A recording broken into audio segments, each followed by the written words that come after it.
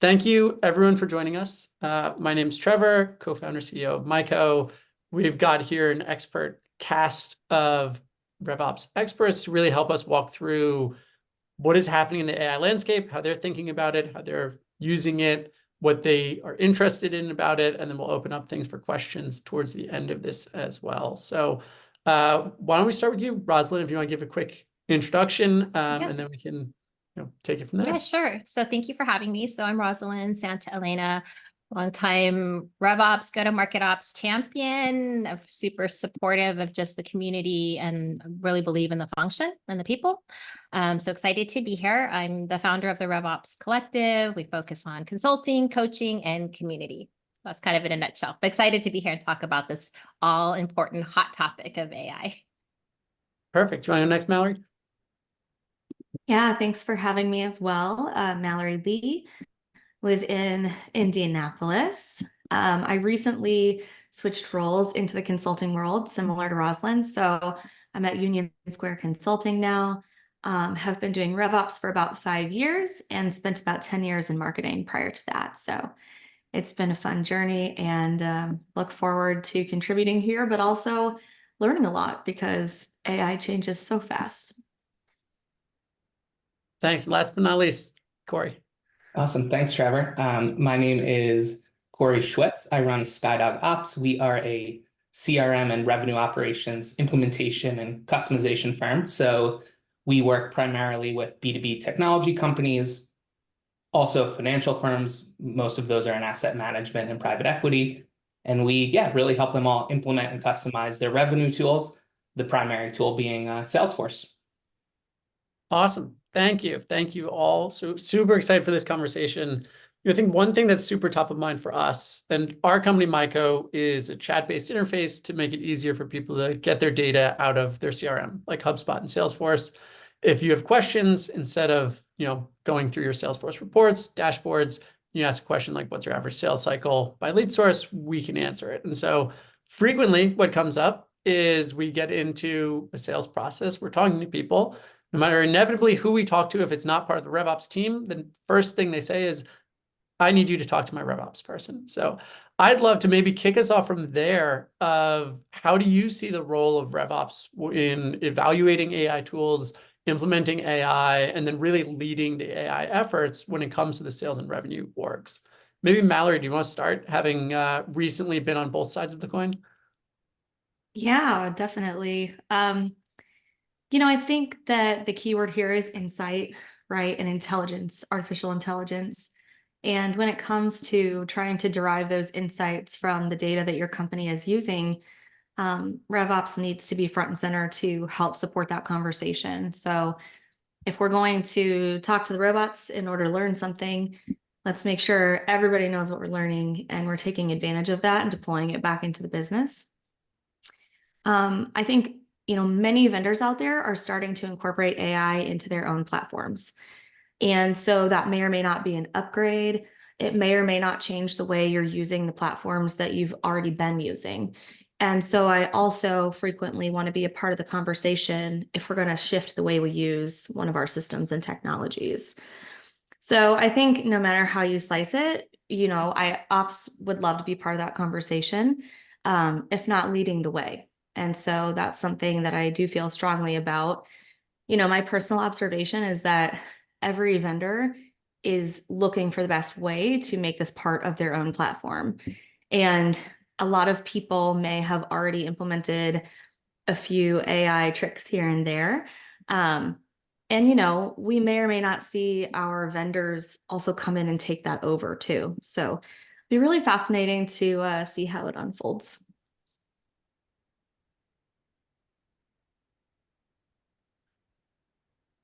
Yeah, maybe Rosalyn, you want to add on anything?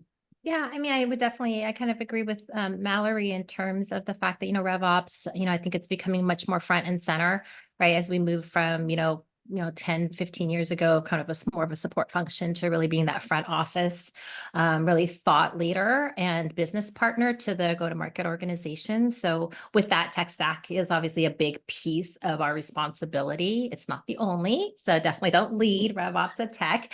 But I do think that it's a big part of it. And so in most organizations that I see, and when I talk to other companies and founders about selling into the RevOps space, I think it's really important that somewhere in your sales cycle, you are going to encounter revenue operations, whether that is a more strategic function that you are, the RevOps team is the one actually going out and, talking to vendors, figuring out what that right solution is, doing the negotiation, right, in smaller companies and bringing on those tools, whether they are the person kind of leading the effort, the champion, or they are the, sort of the administrator side of it, they're still going to be a part of that sales cycle.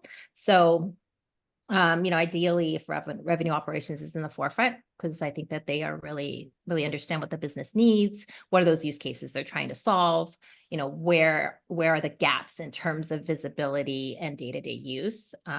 That's where I think operations is really front and center, right, for choosing technology. Yeah, in my opinion, it first and foremost starts with like in the RevOps role in leading kind of sales AI usage is really first and foremost like understanding, what are current roadblocks, limitations that your typical sales user is facing, and what they are doing that is wasting a lot of their time or something that they wish they could be doing, but they just don't have the bandwidth or capabilities to kind of take on. Overall, I approach this from like a cautious optimism perspective. Not that I don't think AI is going to change a lot for how sales, marketing, and customer success operate, but more so that I think RevOps needs to be, one, aware, obviously, of trends going on and opportunities to take advantage of, maybe, Mallory, as you mentioned, existing vendors that are adding AI capabilities within their products, but also just an awareness. I think this is a really big focus I push for a lot of folks on our team and getting into RevOps is more is not always better. So we're still in the very early innings. So tools and new workflows are very actually easy to add into an existing company's workflow, but very challenging to take out. So I say that within the context of AI, and that when we're kind of investigating these new tools, it needs to be done cautiously because when we're recommending a tool to a client or bringing a new tool into our tech stack, I want this to be something we use for years and years ahead, not something that we need to spend months implementing and then is outdated in a few months. And the truth is that it's still too early in this like AI world as it relates to RevOps to say, oh, this is kind of the path that you should be taking. And the last part too, I think RevOps has a responsibility to make sure that systems and data are clean when you implement an AI tool, whether it's something that's creating generated emails or is summarizing your pipeline. It's only going to be as good as the data inside of it. So I think first and foremost, like then I would put that under the umbrella of the cautious optimism. We need to make sure that kind of our existing tech stack is clean and ready to kind of take on these new tools. Can I add one thing, Trevor? I think, I love the fact that, Corey kind of talks about being system ready, right? Because I think that's a big piece for anytime you're buying new technology, because you really want to be system ready to really get the value of the product that you're purchasing. But one thing that I would say is that your data is never going to be perfect, right? It's never going to be 100%. And even if it is at this exact minute, like right now, 10 minutes from now, it could start to get dirty, right? And so I think, making sure that you have the right governance in place, the right strategy around your data, making sure you have all the right policy and, all of that in place. But also, I think that sometimes I see RevOps professionals making the mistake of not doing anything because the data is not good, right? When you talk to them, say, and probably very few people would say their data is like 10 out of 10, right? They may say 9 or 8, which is great. Most people probably say, oh, it's about a 5, right? Or worse sometimes in some cases. And so the only thing I would just say is that if your data it's never going to be perfect. So you want to get obviously the right infrastructure in place, but don't be afraid to start tapping into the technology if it meets the business cases and the use cases that you have that sort of, help to fill some of those gaps, because your data is going to get better, right, over time, especially with something like a really good AI technology. Ideally, it's starting to ask the right questions and bubble up the right insights so that you can shine a light on the places where there are gaps and you can start to improve. Yeah, I generally agree. I just, and I'm a big fan of like, done is better than perfect. I'm not asking for the cleanest system ever. I think companies are wasting time kind of like getting everything in perfect place. I just think particularly if you're implementing, let's say, a tool like Myko or Einstein Copilot, it's going to need to, one, have a clear understanding of your like system architecture. What does this custom object do? What does this flow do? So descriptions are going to be more important than ever. And yeah, data needs to be good to a certain level. Like for instance, I can't tell you how many times we've had companies say, hey, we want a dashboard that will finally show us X. Let's say time to close a deal. And we say, we'll create that report. And then we create it and they say, well, this report's useless because no one's actually updating their deals, right? So it's sort of a little bit of just, I think at the end of the day, the fundamentals of system cleanliness, and Rosalyn, I agree with you, it doesn't need to be perfect, but are still going to be just as important. It's not going to be a magic trick, at least now, that just automatically kind of updates CRMs and keeps them perfect. One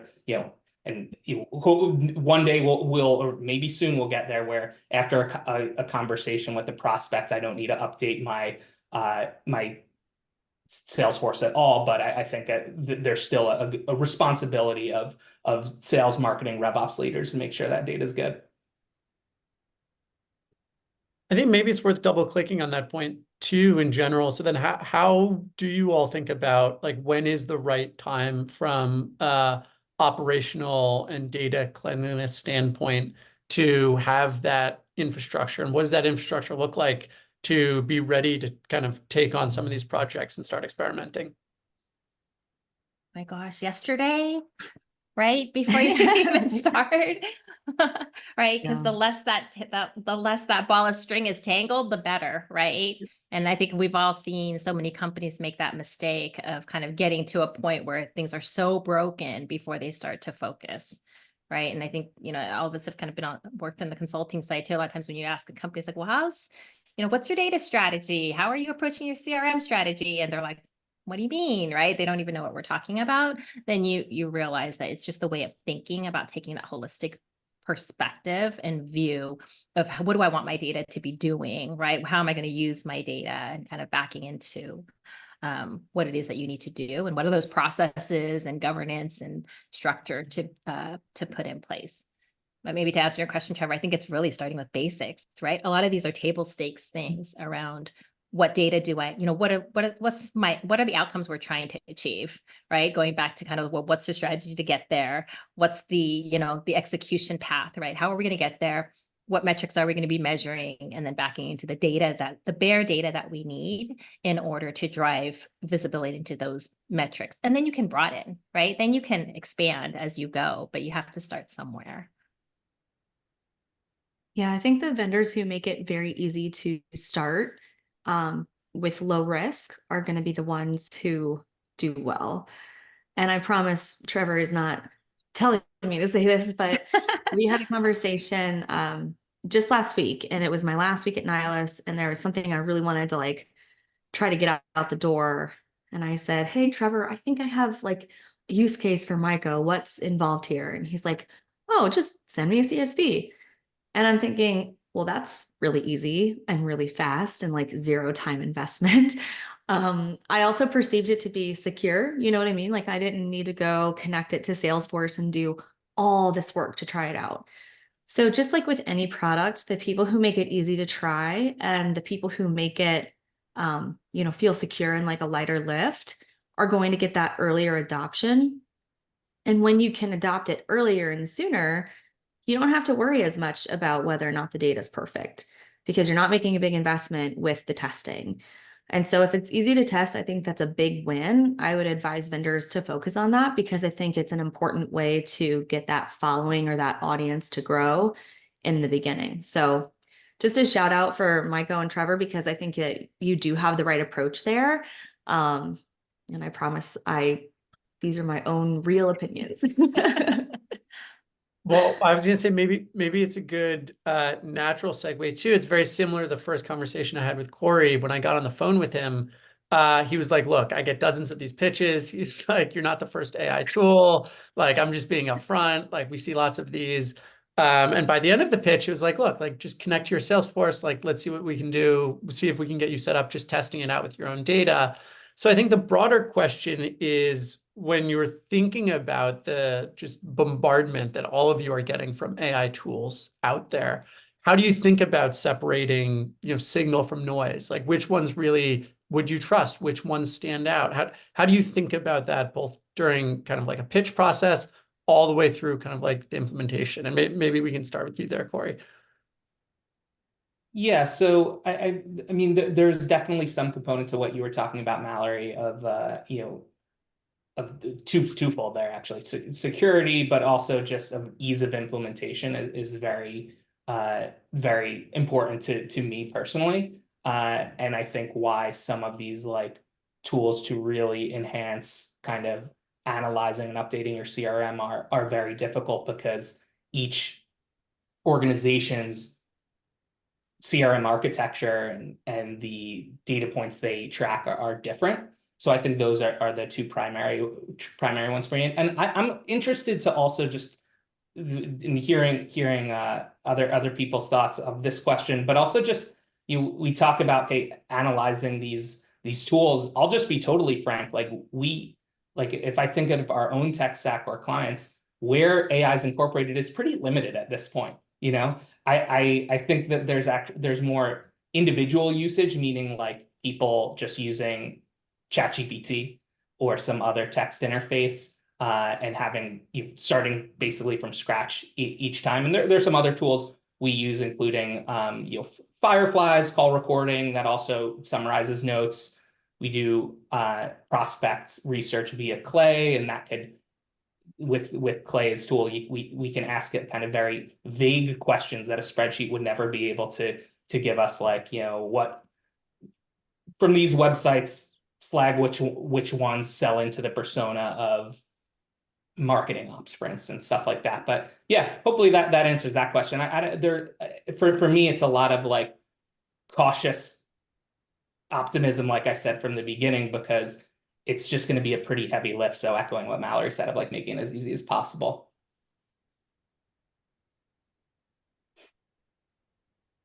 Yeah, Mallory, Rosalyn, I'm curious what like. Well, Mallory already answered that question of kind of where what you're kind of looking at tools from the get-go. But yeah, I'm very curious where you're both like yourself or seeing others in the space actually using these AI tools. I would love to get like more specific there.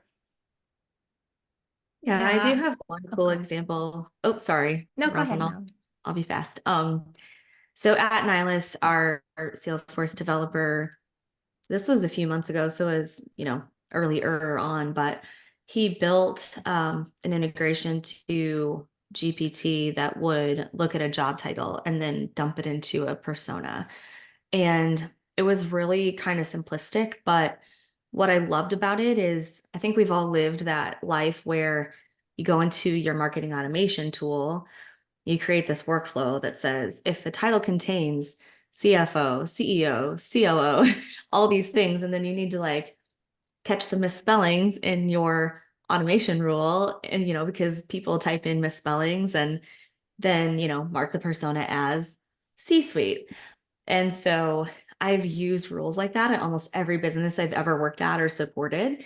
And he replaced all of that with, AI that is looking at job titles. And the coolest part is that it keeps it fresh. So I don't have to go find a misspelling and go update my marketing automation rule. It's always kind of learning and evolving. And that was kind of the first time that I had personally worked on implementing that into a business process and using the data. Now, to our earlier topic of conversation, like if we were looking at some of our free trial users, we don't ask for their job title when they sign up. So we did have quite a few that were missing information. And so it told a lot of the story, but not the complete story. And I think that's just kind of like par for the course. We really want to use these things where we can and where it makes sense. But I don't think anyone at this point is depending on this to like completely run their business, hands off the wheel, like never even checking anything. Super interesting. And I think that like highlights a really awesome use case, like the very specific use case. It's AI is not replacing repetitive data.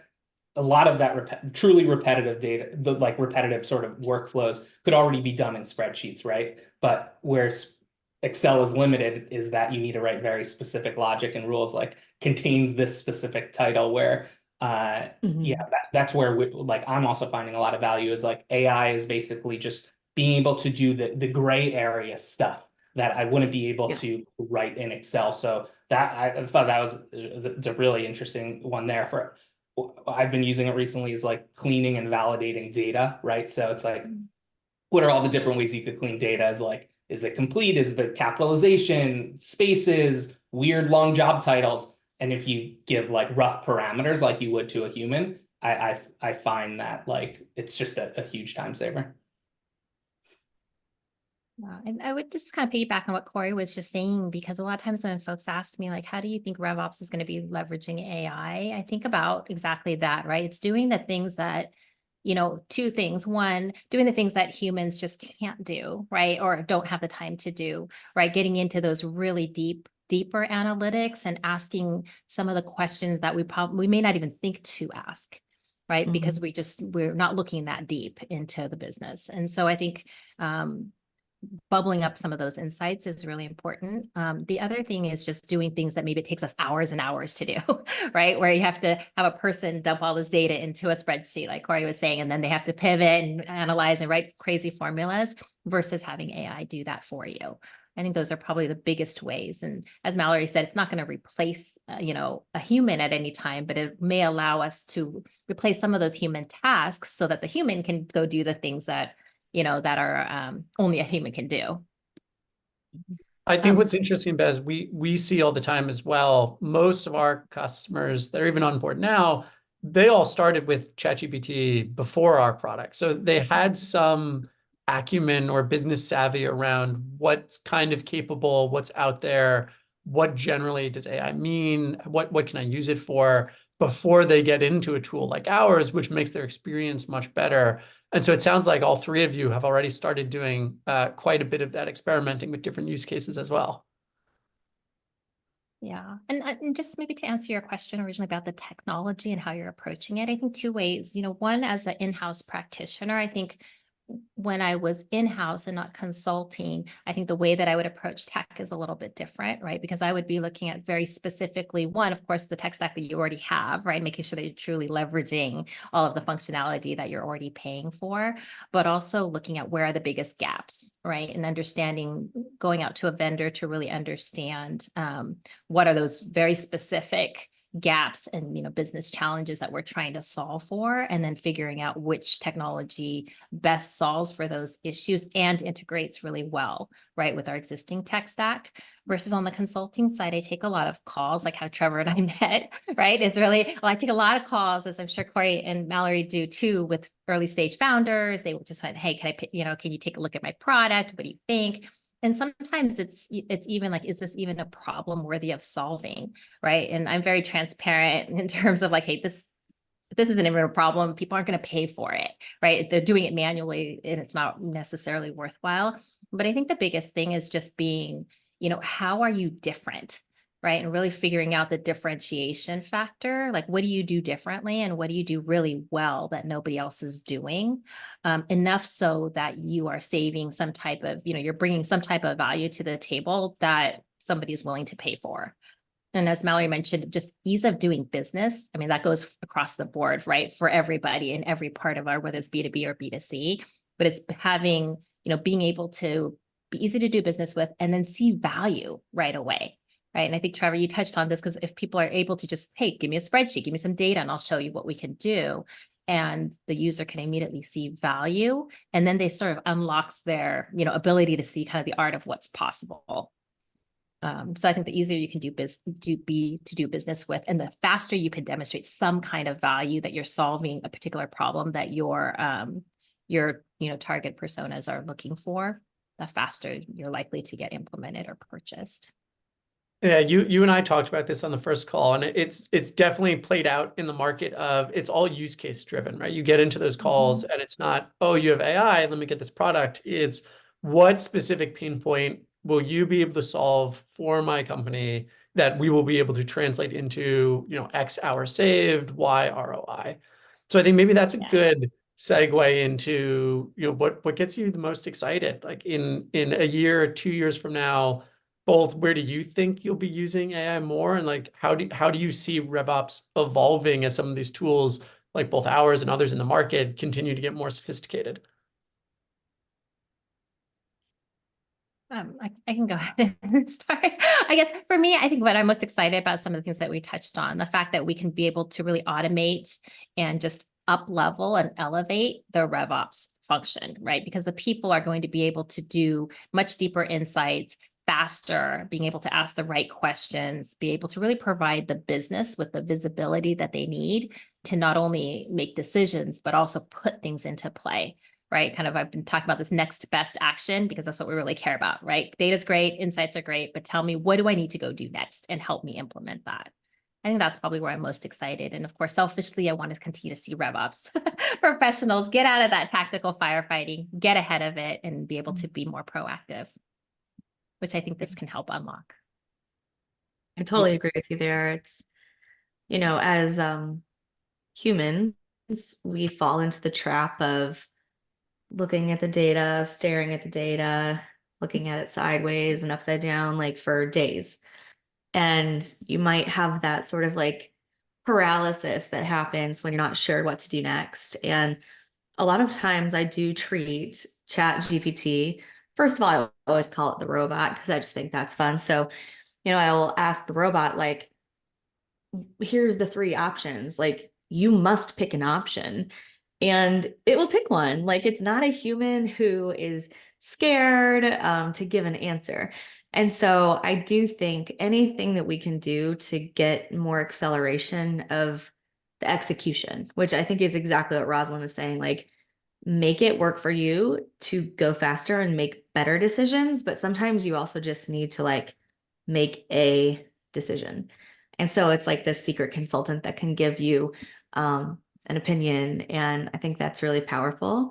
I also see it as a really great way for earlier stage RevOps practitioners to onboard quickly.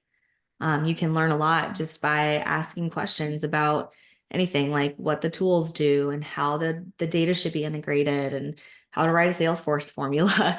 What I have found is that you have to tell it a lot about your Salesforce instance before it will give you correct advice. But once it understands your instance, it will do it correctly. And so I just always save all of my chats in, the library of conversations, and it always remembers everything I've told it. And so I think that that's a really fun way to just pop back in, ask another question. It still knows what your Salesforce instance looks like. Have you saved any of those like prompts or chats and shared them with like other people at your company or previous Oh company? yeah, it's great if you want to prove somebody wrong. That's like the best way ever to prove someone wrong is send them the link to your conversation where the robot says, "Oh, it's easy, just do this." Well, that's one of the kind of initial ways that we even got started using ChatGPT is it was just really easy. Like we created a system prompt that was like, this is our company, this is what we do. Here's a whole bunch of information about us. And then everyone can kind of reuse it for their own individual items. I guess what you're describing with specifically your Salesforce instance is very similar, an easy way to get that repeatable, customizable benefit. Yeah, and it definitely needs to be trained and is very, very nuanced, I am like I want to start off with what I'm like what I'm interested in with what I'm totally not interested in, and that is just tools that do generative AI specifically for emails. I think we all know what's possible is like hyper personalized email down to someone's where they went to school, information on their website. their customer persona, blending it all together. I think that just we're already at a point where that's like massively commoditized, and in my opinion, is just leading even faster to what was already kind of the slow downfall of just cold email blasting. But yeah, I'm beyond the sort of information intake and synthesis of an existing like system. I'm also the part that I am interested in what AI can build is actual systems. So a lot of typical RevOps person's day is spent troubleshooting an integration error or Salesforce flow automation. Those are skills, but skills that ultimately I think a computer can do better than a human.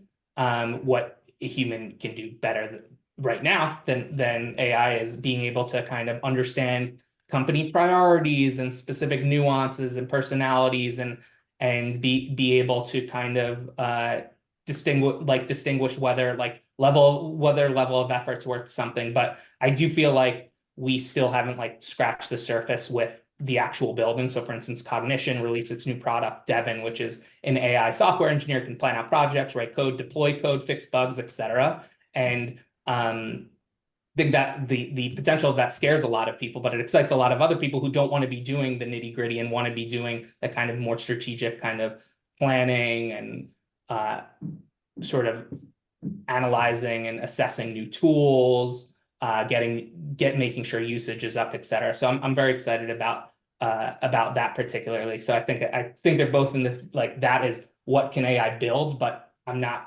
really that excited about paragraphs that AI can make that you can send out that people will just immediately ignore. Yeah, it's been interesting as it's obviously so many companies have gravitated towards what ChatGPT can do so well, which is why you see so many of these all over the same kind of like specifically like text generation path.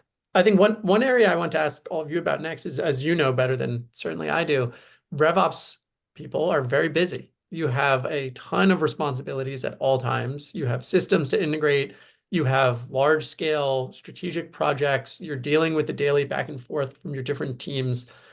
How should they think about kind of like time management when it comes to like exploring, implementing, and just thinking about ways that they can cut down on some of these manual processes, even if it requires that bit of upfront effort? I think that's tough. I think it will depend on your own like appetite for trying things that are brand new, right? Like some of us would prefer to wait and see what the vendor does, and then we will know that it's going to just fall into place. But for people who are passionate about it, who are going to go, at home at night and play around with things to learn more, I think the sky's the limit in terms of what your own personal investment can be. Back, a while ago at Nihilus, we asked our teams personally to use it twice a day, once for work and once for personal. And we all kind of made that pledge together just to put the time in and see what we can come up with. And that was one of the ways that little process I talked about before got going. So I think it's there is a fine line, and we've all heard the joke about the guy who spends like 8 days automating something that takes 2 minutes, like once a week. So I think you don't want to go overboard because you can over engineer it, and it's changing so fast. Like that's the reason that I personally have been hesitant in a couple of areas, is because the innovation just keeps coming so incredibly quickly. The thing that you build today could, be obsolete almost like tomorrow. I totally agree with that and that's why I think RevOps teams can often just take a step out of this conversation, do a lot more harm than good, because they see some new website for a product released and they completely change the company's workflow. And guess what? It's just like buying new clothes. It's really easy to buy it and put it in your closet, and it's really hard to kind of do that spring cleaning and getting it out. It's probably there for 2 decades, and I think so that needs to be done cautiously, like I said from the top. And yeah, I agree with a lot of what Mallory, what you were saying. it also depends on the risk appetite of the organization. So if you can think about like what you're doing as a RevOps team of like troubleshooting, you want to do that as little as possible. No one gets value in that besides making the fix, but you want to reduce those errors and issues from ever happening. So we're in agreement that should be minimized. Building what the company definitely needs. So maybe it's a new onboarding workflow in Salesforce, right? That's something where the team needs it, it's going to have value, and then that like exploratory component of new tools that could change things, like in this category. Again, that changes a lot based on like the risk appetite of an organization. For us, we're also working with clients who are paying us hourly, so we need to be confident that what we are building is going to have strong business results, which is also tied to usage. And as Mallory was saying, what is being introduced now may be obsolete in the very near future. So I think that there's definitely kind of like you can't not be interested and have your pulse on it, but you have to be sort of cautious of what could be a big change for the company.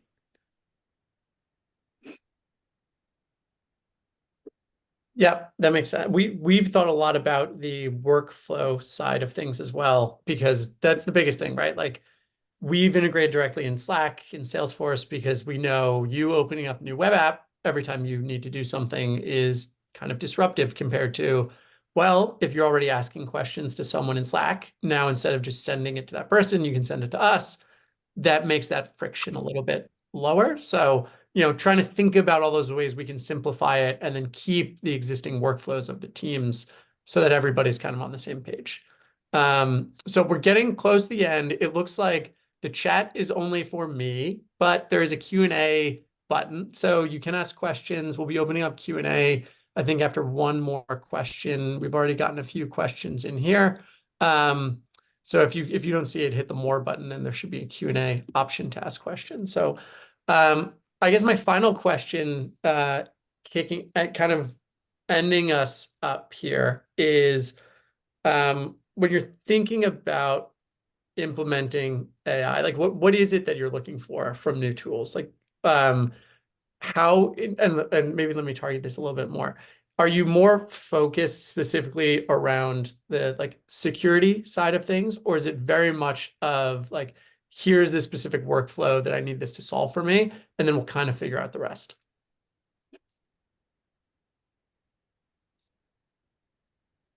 I think I'm going to go back to kind of what we've been talking about. The fact is, what are the problems I have? How are you going to solve those for me in the fastest way possible?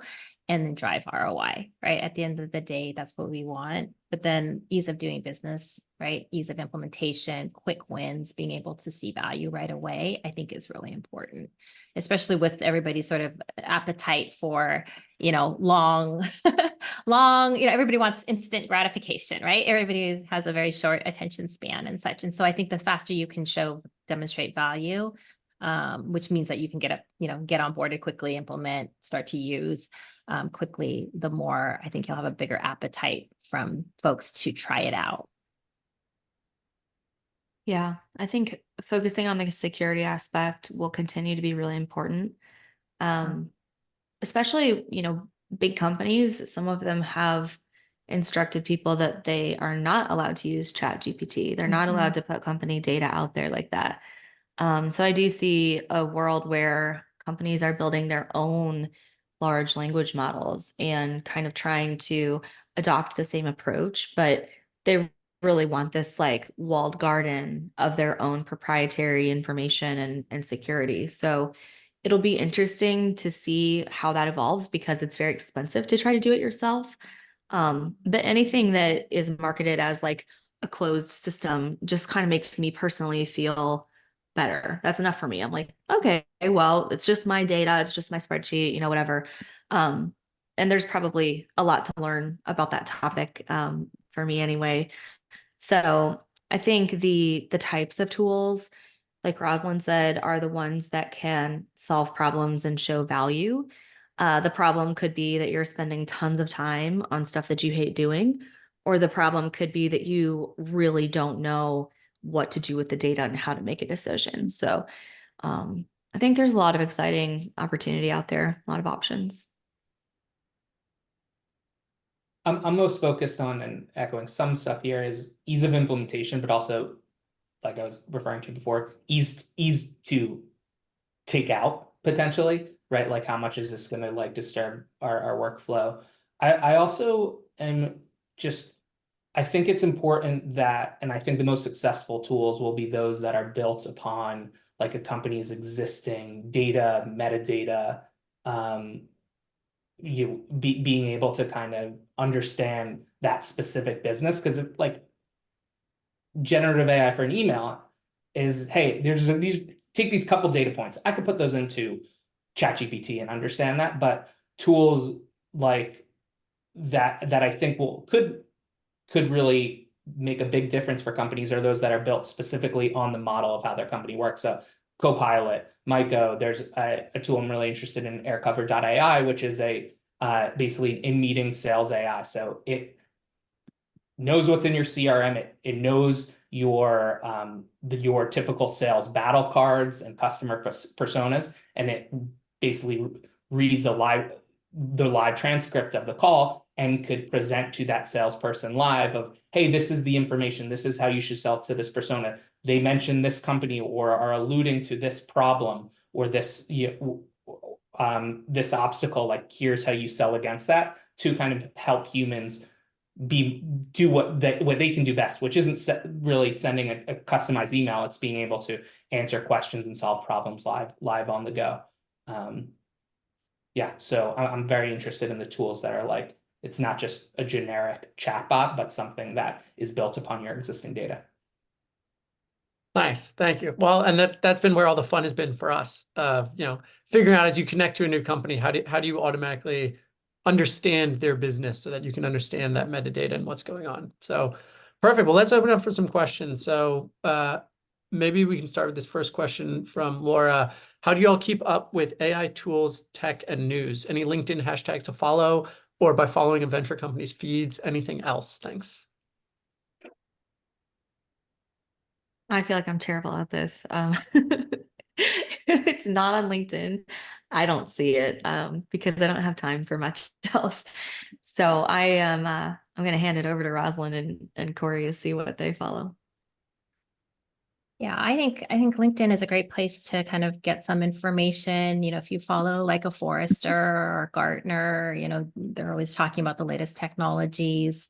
I think the suggestion of Laura saying, following some of the venture companies' feed, maybe. I don't really follow their posts and such, so I don't really know what they, whether or not they're actually posting regularly, but I can't imagine that it would hurt to follow some of the different VCs, kind of the larger ones, especially in your space, right? If you're in like B2B tech, you're in SaaS, whatever, there's a lot of different ones to follow. I think the way that I learn the most about what's out there, unfortunately, when I talk about time management, is that I actually spend a lot of time meeting with a lot of founders and kind of talking about tech. I think that's the best way to kind of, from a RevOps perspective, being on top of what's out in the market, because I think it's really important that we do that. It's a way of us giving back to the founders that are starting new companies, but it's also a way for us to see what's out there, understand what's being built. And then inevitably, when others have these type of challenges that they want to solve, it's a win-win for us to be able to match them up with potentially a vendor that can offer a solution. Yeah, I don't think there's any shame in saying that. For me, Twitter and LinkedIn is a primary news source. Just like any other social media account, you could curate your feed to really what you want to be learning about. So like, for instance, on LinkedIn, follow a lot of, never met him, but Michael Leach, who's a kind of a Salesforce AI expert and has a lot of very specific use cases of how he's implementing it within org. So I find that a lot just more useful of like practical use cases rather than VCs pontificating about what the future of AI looks like. That those conversations typically end up meaning nothing to me. So the more specific, the better. So I think both the CRM leaders, Salesforce and HubSpot, have been moving impressively fast for their size and new like product releases. So seeing what they're doing, other sales and marketing tools, but yeah, really sort of it's about kind of curating your news intake to what you want to be learning about. Yeah, I would say LinkedIn is 100% where I get almost all of mine when it comes to what's happening in the go-to-market space, and then Twitter on like more of the tech side of any of the AI advancements, just kind of by curating my feed and following a lot of what's going on over there. Perfect. That's awesome. All right, next question. Oh, this is a good one. While I'm excited about how AI can help RevOps, I'm also a bit concerned with AI possibly replacing RevOps in some capacity. Is this concern unfounded, or is there some truth to this? And how can a RevOps professional battle against this? So this is something we brush up against a little bit, even when we're giving our pitches and conversations. I don't think it's any surprise. I certainly have a pretty strong take that we do not believe that this is the case, and that, all AI is going to be helping people get more strategic. So you're spending less time on all of those annoying manual tasks that you're spending so much time in your days with. But curious on your 3 thoughts as well. I'll start I off agree because I'm with you pretty there. strong. Oh, sorry, go ahead. Go, Matt. Corey. You go No, first. you have a strong opinion. Okay, I'm going to jump in. I have pretty strong opinions on this. AI will absolutely eliminate jobs. It will eliminate the jobs that it can do better or as good as humans, just as technology has time and time again. Think about just decades ago, manual data entry, or factory jobs replaced by robotics, machinery. Like that is an inevitability. But over time, all of these technological changes have done is allowed for opportunity for kind of higher level thinking. So I think it's very important if you're in RevOps to be able to use your intuition to understand businesses and their needs and not just be the technical expert. So in my opinion, someone that could build a Salesforce flow based on very specific direction is not going to be that valuable compared to someone who can meet with company executives and determine kind of the tools and architecture that they need within their systems. So it's more about reading the room of the inevitability of what the change is going to be and making sure your skill set is focused on that like business intuition understanding rather than kind of, for configuration and drag and drop code. Curious what you both think that. I was just talking to a friend about this a couple of days ago. He was telling me all the cool stuff he's doing with AI, and he is the type that really geeks out about it, spends time on the weekend building stuff that's going to make his own life easier. And so he's doing some amazing things. And I literally said to him, like, don't forget to take this like new extra time to replace it with something that is more high level and more strategic. Like, don't work yourself out of a job. You have to be prepared to backfill that time with a higher level skill set or a more strategic project. And then in theory, that's the best of both worlds. You've eliminated some of the things that are below your pay grade, and then you've raised your own pay grade into a new realm where you can help people at a different level within the business. So I think that's the ideal situation. But I also don't think that very many companies have adopted AI to the point where, they think they can eliminate a role. I haven't heard that from anybody yet, except possibly way back in the beginning with BuzzFeed. I think they're the ones that laid people off and said they were going to have AI write the articles. So I'd love to hear how that turned out for them. That's like the only tangible example I can think of. Yeah, and I just real quickly pile on. I think I agree with kind of what Corey and Mallory said. I don't think that it's going to work anybody out of a job. I think it's going to work them out of the type of job that they probably don't want to be doing anyways, right? In RevOps, if you talk to RevOps professionals, everyone is always struggling to get out of the tactical and they want to be more strategic. And what does that mean, right? That just means anything that you can automate, anything that you can, leverage AI or leverage any type of automation. We should always be thinking about that anyways to drive better efficiency and sort of optimization or across the business. But it allows us to then have the time to do the things that, again, only a human can do, right? The change management side that I think Corey kind of touched on, the ability to drive, alignment across your stakeholders and really be a much bigger value add to the business. That's, I think, what we should be excited about unlocking. I think that RevOps also should be even thought of as just more of the strategic type of role than tactical Absolutely. anyway. And so, when thinking about, what is going to get automated away, generally speaking, RevOps is designed to be this far more strategic type of role. And so ideally we can get away from some of those more tactical systems integration workflow things and more on the like, how do you really support the org to drive revenue? Yeah, and the and other one thing I thing, wanna- Trevor. Oh, go ahead. Yeah, I wanted to, Rosalyn, just push back a little bit on one point of like, yeah, I agree at the end of like, it'll be able to focus on kind of the things, you'll be able to focus on the things only a human can do. Stuff I was talking about, like navigating through an organization, gathering needs, increasing adoption. I actually see a lot of people that like the stuff that is going to be replaced. So like, certainly some people like talking to executives and like business users, but it's often gray area conversation that doesn't have a start and end. I personally see a lot of people that like their eyes light up when they talk about building flow Yeah, automation. that's the ops mindset. We all want to be builders too.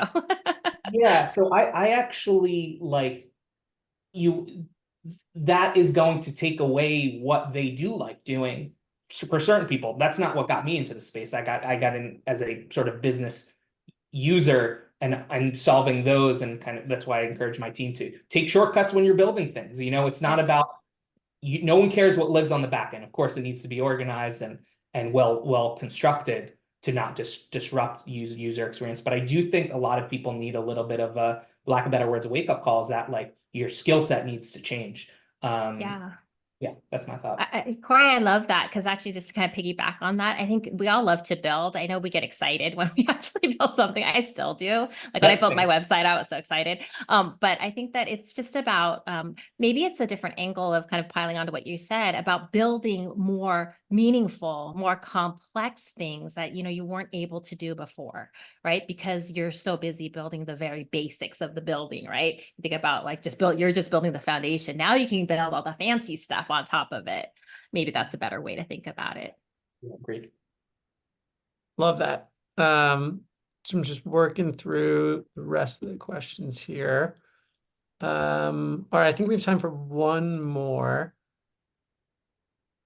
So when you help startup founders, especially technical founders or first-time founders with RevOps, what do they most struggle with? In terms of RevOps, I'm finding that question.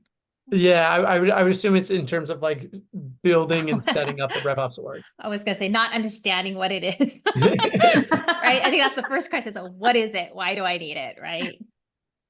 I think that's probably the first question.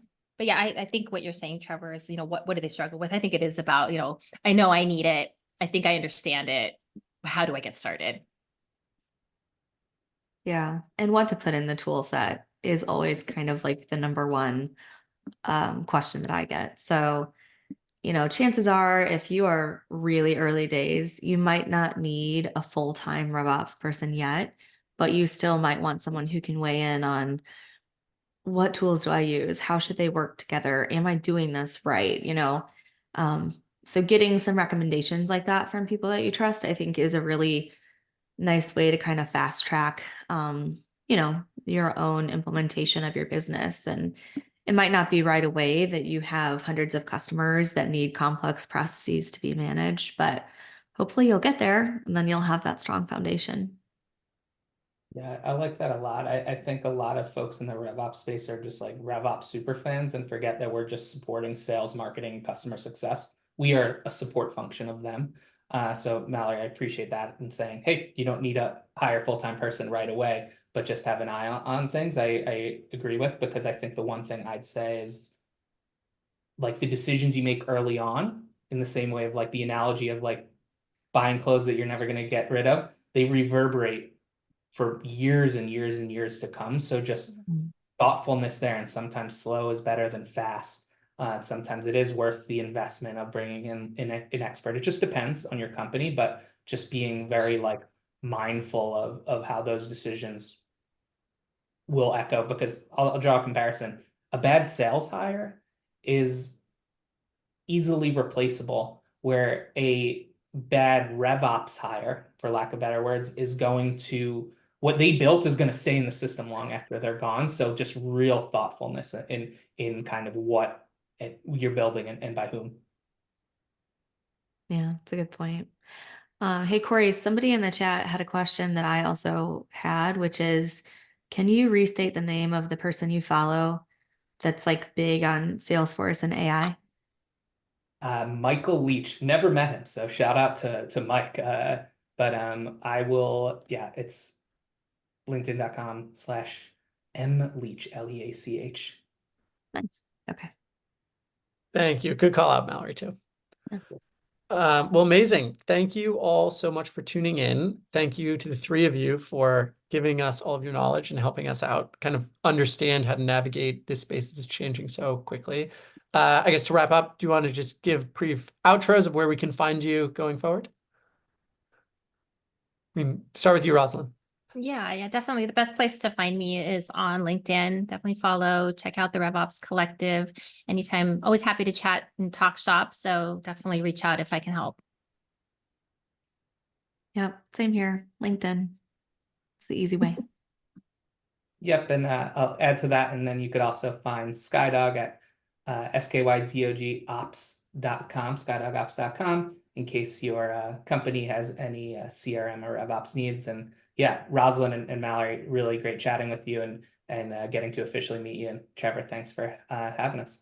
Yeah, of course. Thank you, everyone. And if anyone else wants to get a pilot and try out Myko, you can find us at www.myko.ai, and we can get you on board in a matter of days. So thanks for joining us today, and we'll talk to everyone later. Thank you. Thank All right. you. Thanks.